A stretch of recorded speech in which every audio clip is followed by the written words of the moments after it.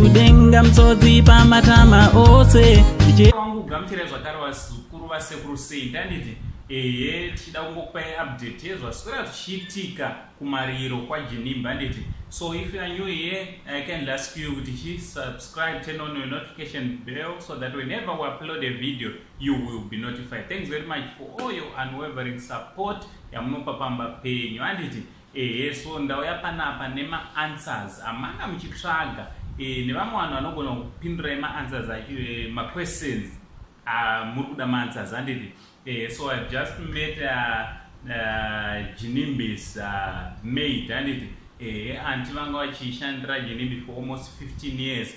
Now she was a bit emotional, especially by the allegations ari kukandwa nevanhu yekuti zvoni Ginimbi akaromba and so forth and all those speculations. So she said aiwa inini ndinoramba kuti Ginimbi akaromba because handina pamba kana kuti handina imba kana room yaGinimbi yandansingapinde pazimansion rake and handina chaGinimbi chandairambidzwa kubata for 15 years working for Ginimbi. Ndaita zvese zvandinoda ndichipinda pese pandinoda pasina panotyisa. Also tazoona manager wake Miss Shally handiti Miss Shally vavazotaurawo akati ndashanda naGinimbi for 7 good years ndiri manager wake. Ndambotanga ndiri kusocial media uku ndikazopedza ndatozopinda one kumabusinesses achiti he founded more than 7 companies handiti.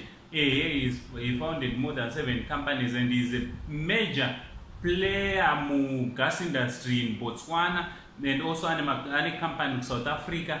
South Africa yanga chiti zoni yakanyanyisa kuwanda ma trucks almost over 26 trucks handiti ku logistics uku. So vanga vachitaura vachiti zvimwe zvezvinhu vanhu zvavanenge vasingazive kuti Ginimbi ane mabusiness akakura mu Botswana chete ka is one of my major players kugas handiti.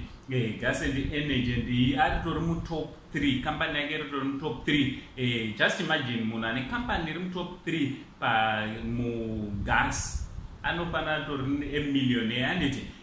So ndo minduro dzauya nadzo and then muningi wa Ginimbi abati pamakore ese atararama naGinimbi hatina mwana waGinimbi watakamboona kana kuti akambouya achinzi uyu mwana waGinimbi. So kunyangwe mazuva ese emariro havasati vawana munhu kana musikana nouya achiti uyu mwana waGinimbi. So ndo update yandaringoti ndibatanidze ndiuye nayo ndinge ndinokupai kubva kuna Maid, manager nemuningi waGinimbi.